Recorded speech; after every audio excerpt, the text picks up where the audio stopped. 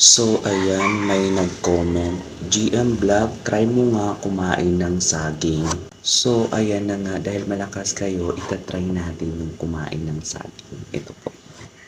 Ayan, ito po yung saging. Hindi ko talaga alam kung paano ito kainin, guys. Paano nga ba ito kainin? Iyo. Isusubo ko ba pati balat? Kayo nga, pinapahirapan nyo talaga ako. Ano ba yan? Ito ba? Wala namang lasa. Oh my God. So, try natin balatan ang ganito.